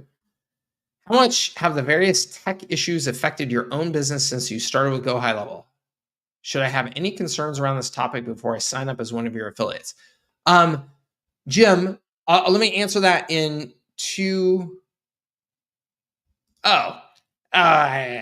All the tech issues that have been brought up in the Go HighLevel Facebook group have given me pause. Jim, I got to say, honestly, Todd, thank you. I created my own MSP in San Diego 15 years ago. Mike spit some truth here. Awesome. So Jim, look, I got to say, I don't know. Honestly, I don't know how Sean and the HighLevel team do it. Like, they are saints. They really are. When I see the nonsense that is posted in that group from people whining about this and that, I mean, it's unbelievable to me how patient they are. So I just got to say, Jim, like, I have been using HighLevel now every single day, all day, since probably they were a handful of months old. Okay. I have put almost everything that I do as a business owner onto HighLevel. One, I would not do that if I didn't have a high degree of confidence. Two, I wouldn't do it if I couldn't use the damn system every day. Three, it was actually just this last week, for the first time this last week, that I was using the system, and I was getting some, like, I was getting errors, like essentially couldn't get to the system. And I was like, oh geez, like, this is not good. Right. And it turns out there was a major, outage with like Google and like DNS and stuff like that was causing HighLevel and many other things to not work for a period of time. It really wasn't a HighLevel issue at all. It was an internet infrastructure issue. I mean, they are such an impressive team on the development side. It's unbelievable to me, honestly. So I can tell you for sure, Jim, the like early adopter bumps of HighLevel, we've already gotten through 90% of those. I mean, this is by this point, this is a company that's like $100 million run rate, thousands and thousands of customers. I mean, it's a solid system. It's software, and it's software that's growing incredibly quickly, and they're adding features to it incredibly quickly. And their philosophy, which they tell you very directly, is that a bunch of those features are going to be half-baked when we release them. I mean, they tell you literally, like, all of the features, when we release them, will be half-baked. Why? Because they have found that the best way to get them to be fully baked is to just get them out there and get real feedback from you as quickly as possible. And so they do. And so that's their philosophy. That's the way they operate, which I love and I admire. If you're going to get, hung up on, well, they released that thing and this button doesn't do exactly what I thought it was going to do the first time, you're going to have some problems. Although I got to say that again, the number of times that's really an issue is like so minimal for me at this point. I don't know what I can tell you beyond that, other than, again, anytime you get, and Jim, you got to know this, and everybody's got to know this, right? Anytime you get tens of thousands of people in an online group, you're just going to get a bunch of jackasses. You're going to get a bunch of whiners. You're going to get a bunch of complainers. You're going to get a bunch of people that, because they feel like they're kind of anonymous, they can post whatever BS they want to post with no consequences. That's just the reality of being online, right? And again, how Sean and those guys are so patient, because they are so patient. Like, I see posts in that group sometimes where if I was Sean, what I would literally do is I would record a video and I would be telling those guys to go fly a kite, and we appreciated your business, and now you're no longer customers of ours. But man, Sean is a saint. That dude is a saint. So, no, Jim, obviously you can tell I'm a fan, and I am a fan, and I'm biased. I'm apparently the number 6 now, reseller or whatever. I don't even know. I got to go take a look, but I'm biased, of course. Right. But I'm also eating my own dog food, man. I'm using the software all day, every day. I would not be advising you to do it if I didn't have confidence in it. All right. Kai, my man. Yo, what's up, Mike? How you living? Good, dude. Good. Can you hear me okay? My mic's like being all weird. No, I can hear you just fine. Oh yeah, dude. So I have my questions written down. Sorry, dude. I literally I thought it was 10 a.m. my time. I was like, oh my god, I missed his office hours. It's all good. Okay, so I took your advice from last time. With I don't know if you remember, but I just hired a couple cold callers. Yep. So I got them on phone burner. I got them all set up. I figured out the phone burner system. I also took your advice about just getting them to get me like a warm lead, and then I take over. Yep. I'm wondering, how do you structure the organization of, like, did you have them send you like a daily report? Like, how do you make sure that they're hitting how do you make sure they're not just like burning time and they're like doing their job, like with daily reports? Like, how do you have them classify the leads, like all that? How do you have that set up? Well, so I can't remember, did you just say, are you using phone burner yet or no? Yeah. So I got phone. I just like literally after I talked to you last week, like I literally was like, hey guys, like chill for a couple of days. I'm gonna go get phone burner set up. So I got it set up. I got them dialing. But I don't know how to I don't know how to get phone burner doesn't connect to go HighLevel. There's like a whole Zapier automation I have to go through. So do you just have them manually move the leads from phone burner to GHL? Once it gets to the point of it actually being something that you want to track in your pipeline, yes. So the great thing about phone burner is it's going to track all of the actual activity around that cold prospecting process. So you got everything there. So once that has gotten to the point of, oh, this is actually somebody worth keeping in touch with, somebody we want to have on our newsletter, somebody, that obviously if they're an actual opportunity, they're willing to have a follow-up call with you, all that type of stuff.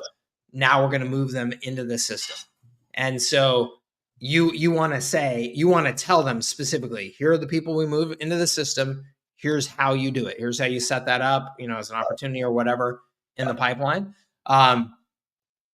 And you just want to make that real specific. And, I've always had I literally had a banner in my first office hanging up on the wall that said, if it's not in the CRM, it didn't happen. And so what I was communicating to people is, hey, if you are not logging your conversations, if you're not putting your notes in there, if you're not putting your next steps in there, all that type of stuff, then don't tell me that you provided good service or you're moving your sales forward or anything like that. Like, if I can't get in there and see it, then it didn't happen. Okay, cool. And I made it clear to them that I considered that a fireable offense, that you're essentially stealing from me. If you are not populating my database, I'm paying you to populate my database. So I just made that all super, super clear and said, here's exactly what needs to go into the system and when. So that's exactly what I would do. And again, for you, yes, it's, of course, if somebody is willing to get the follow-up call, get additional information and that type of stuff, then absolutely they should go into HighLevel. But I would also just say if it's somebody that's agreed to, be on the newsletter, keep in touch, stuff like that, then you want them to be in HighLevel as well. Right. So you're not moving low quality leads over to the pipeline, basically. Not moving what? You're basically like, because you're basically low quality. Yeah. Gotcha. Okay, No, cool. those just stay in the, let's say I just bought a list of 10,000 names and I give them to the cold callers and said, go crazy. Yeah. Those 10,000 names, 9,000, 400 of them are just going to stay over there, Right. Yeah. I got you. Okay, cool. Yeah, that's kind of how I have it set up. I basically just say, at the end of the day, give me a report of the warm leads you got, the follow-ups, and then just move any of the warm leads over to Go HighLevel, and then I just see it there in the pipeline. Then I just. I was going to say, yeah. When you say give me a report, you should see it in HighLevel, and you should be able to say, hey guys, you moved 32 people over today, which is above your normal number, below your number, whatever. Like that. Yeah. That should be completely visible to you. Okay, cool, sweet, thank you. And then, sorry, I got a couple more questions. As far as the, I don't know how to word this question. I'm just going through the part of your course where it's like the over the shoulder for like the UpHex ads. Yeah. All that. I got UpHex. I got it integrated to Go HighLevel. But essentially what I'm trying to do is I've cold called my way to like $2,000 a month with your system, basically just like completely on autopilot. I'm trying to like pause now and kind of get like organic acquisition systems. So like, having cold callers call from cold email ads. But as far as like the UpHex goes, would you recommend like going to like Upwork and having someone like create the creatives for you and then I just split test them? Or would you recommend like learning how to do the whole process yourself? Because it's like, dude, I'm so untalented when it comes to like what looks pretty on a page, Wait. So are you talking about the ads? Are you talking about landing pages? Are you talking about all of it? Like, I'm just saying, like, is that something I should build myself, or should I try to like direct somebody through it that's like way better with Canva and way better with UpHex and way better with ad creatives, etc. And is this for your customers, for you? This is to grow your business? Yeah, it's literally ads for my agency, like literally the same way you have it structured in your course. Like that's pretty much what I'm gonna do. I mean, so I guess a couple of things. One is if it's going to slow you down at all, just hire somebody, and have them put together a bunch of creatives for you so that you just have a bunch of options and you can be split testing stuff. But two, I would say like, I guess I'm trying to, I don't want to say, I don't think it matters. But it kind of doesn't matter too much. And the reason why I'm saying that is, look, if I was selling a widget on my e-commerce store and I'm doing nationwide ad campaigns and I'm spending $250,000 a month on Facebook ads, I'm going to be split testing the heck out of those creatives and all that stuff to sell your services at the volumes that we're talking about and all that stuff. And the budget that you have to spend on ads, you just want to put stinking ads out there, let them run. The ads, yeah, just let them run. 30 days later, you'll see, oh, these are sucking. Let's turn those off and replace them with something else. But like, we're not going to be doing like this real vigorous split testing and stuff. So I think that the quality of your creative, if you're using the copy and stuff like that from the templates that we've provided for you, the quality of the images and what those images are and stuff like that, it's a relatively minor issue. And like I said, if it helps to hire somebody and just say, hey, just put together a bunch of creatives to go with this so it's fast and it gets done and you're not getting bogged down, awesome. Okay, cool. Yeah, so it's like they create the creatives and I essentially just use the copy that you have, because your copy's really, I looked at it, like the copy's really fire from the courses. Yeah, like, just use the copy.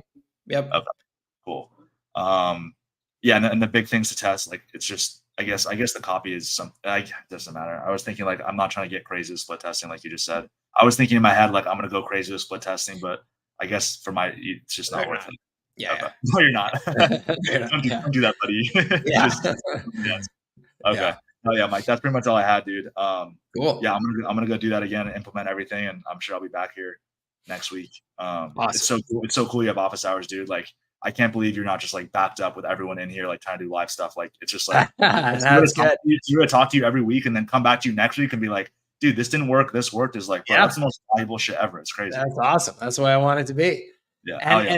And Kai, let me just say on your ads, you know, the best ads are going to be, you know, whether it's you or you know, whoever it is, but the best ad content is going to be, you know, you recording the quick 20-second video and having that be with a copy, or, you know, you taking the picture of, you know, you're out there working with some business owner and getting something done, you know, whatever. Like, again, not like overly produced and you know, stuff like that. So the more that you're showing leadership, the more that you're showing the personality of your business, like all that type of stuff, like that's the best content for those ads in this business.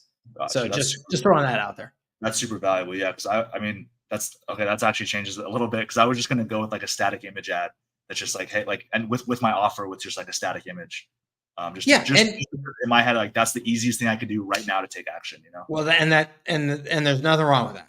So, you know, to get momentum going, that's fantastic. Do it. But if it, you know, the difference between some standard stock photo image ad versus Mike shooting a video on his phone and going, hey, San Diego small business owners, look, I know it's a tough time of year. You're setting your goals for the year. Maybe you didn't hit your goals this year. And a lot of that has to do with your marketing systems. And this is what we do. And we'd love to have a conversation with you and yada, yada. I mean, it's just going to go way, way, way further. It always amazes me. I was walking in Little Italy in San Diego the other day, and this woman goes, Mike. And I'm just like, you know, hey, you know, like, who are you? You know, I don't know you, and, you know, whatever. And then she's like, you know, oh, I'm the CEO of such and such, you know, agency. And I'm like, oh, awesome. You know, so she knows my face from seeing my videos and stuff on Instagram and whatever here in San Diego. So like, that's so much more powerful. Right. Okay, cool. Yeah. And that's super valuable to know too. I'm very comfortable talking and filming, and I would love to do that. I just need to script it out and then get it set up. Yep. There you go. Oh yeah. Thank you, Mike. I appreciate you, dude. I'll be here next week. Right, thank you. All right. You too. Let's see here. I decided to go with auto mechanic shops for my niche. I struggle to know what I can offer them to get them in the door, and what else besides missed call text back, website, and SEO can I sell them? Any suggestions? So I think that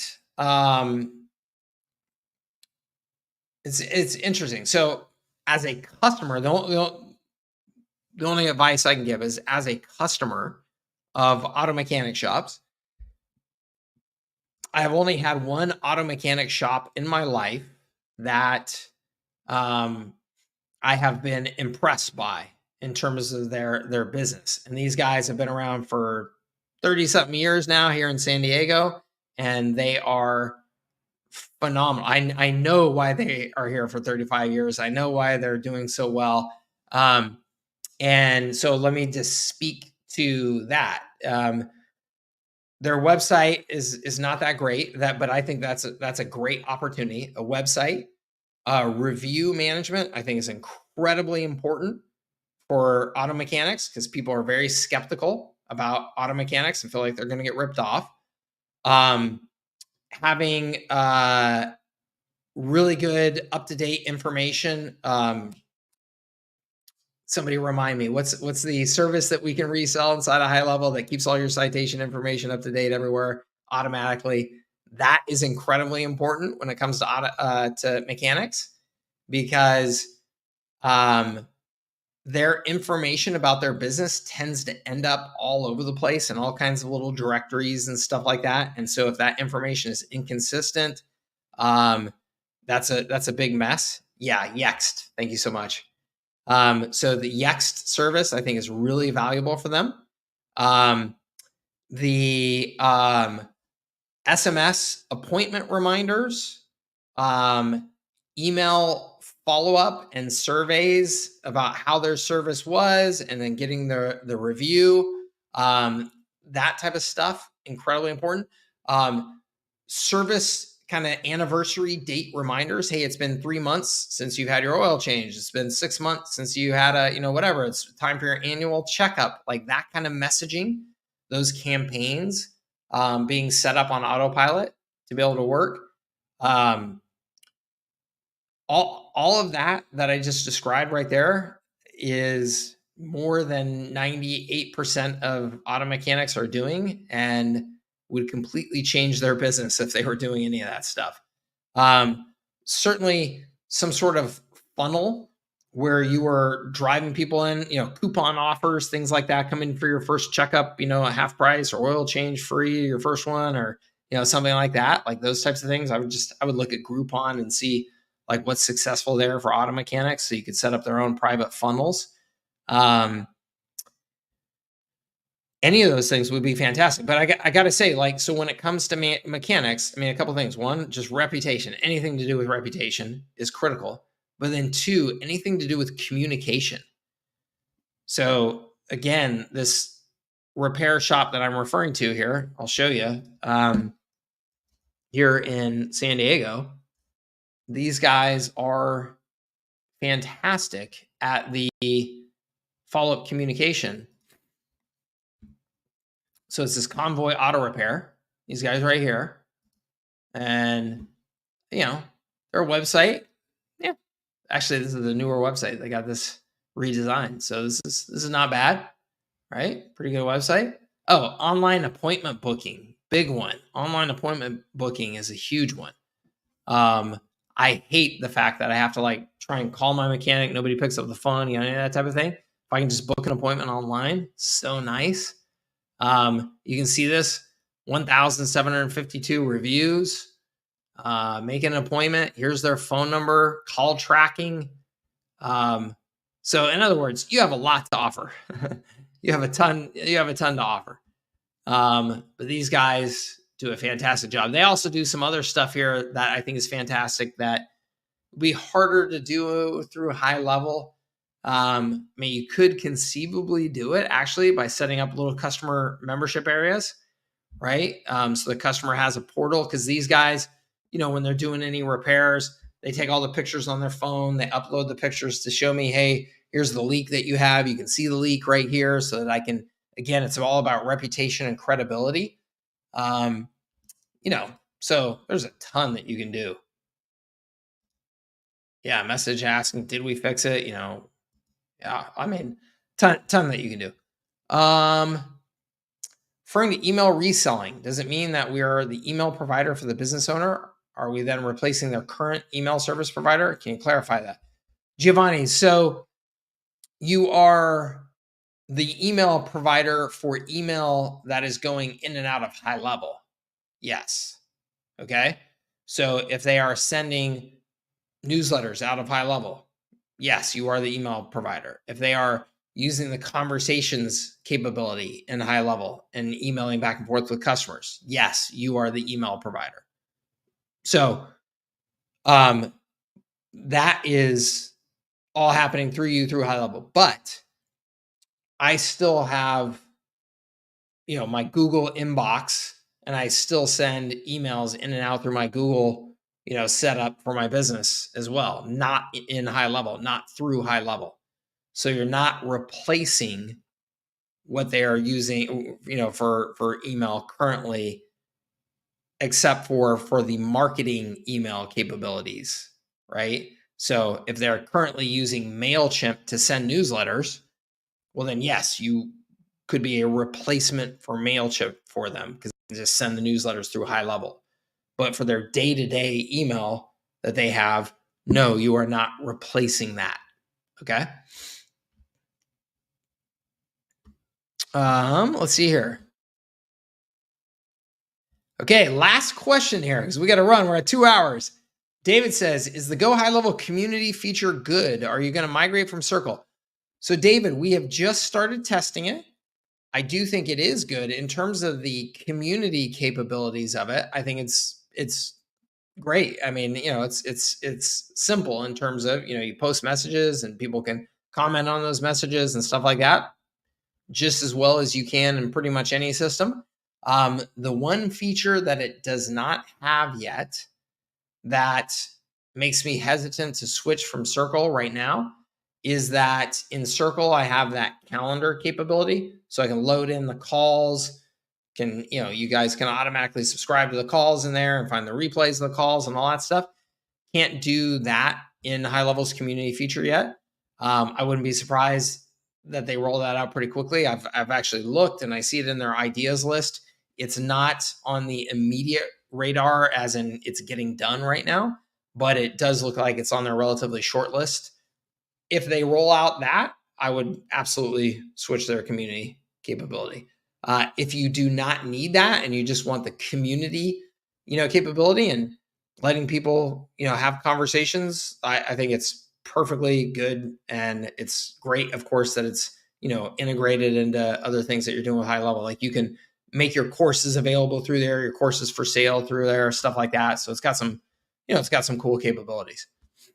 Do you recommend creating a sub account for each niche? I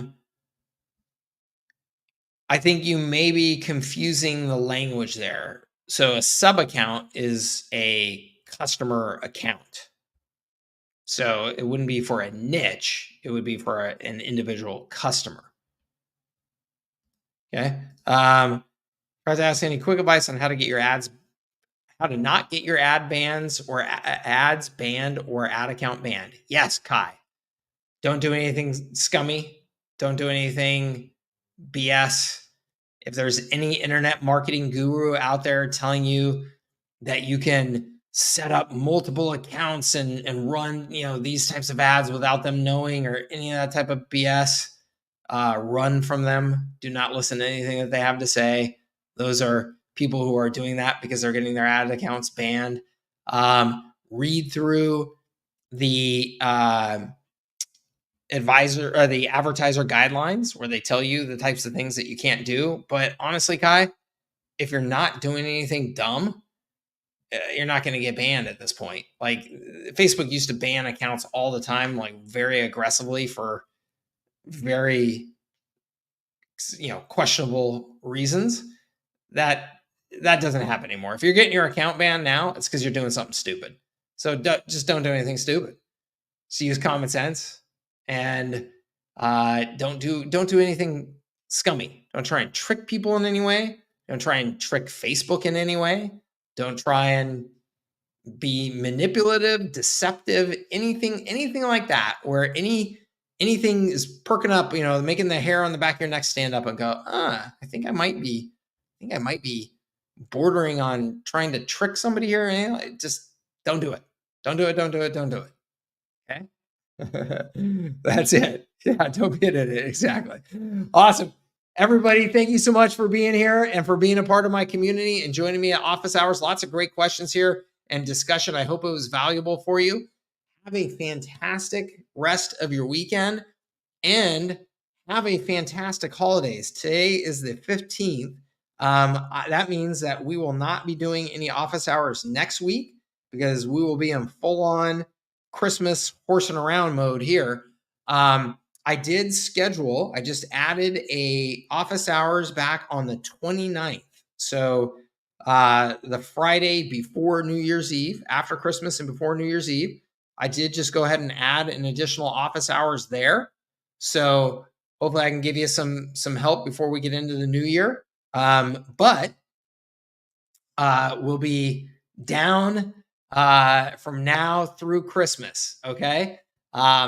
And I hope that you are able to take that time to enjoy time with your family, enjoy time with your friends, give yourself a little bit of downtime.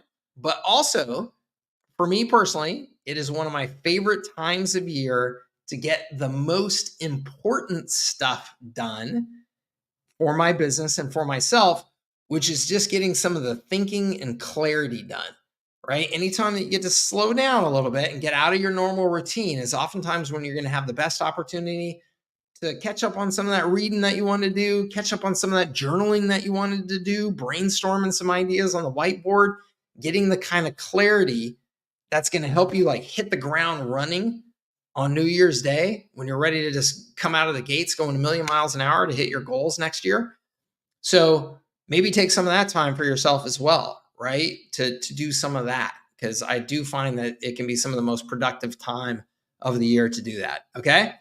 So either way, have a fantastic holidays. And again, thank you so much for being a part of the community and thank you so much for your business. I always appreciate it. All right. Take care, everybody. We'll talk real soon. Bye-bye.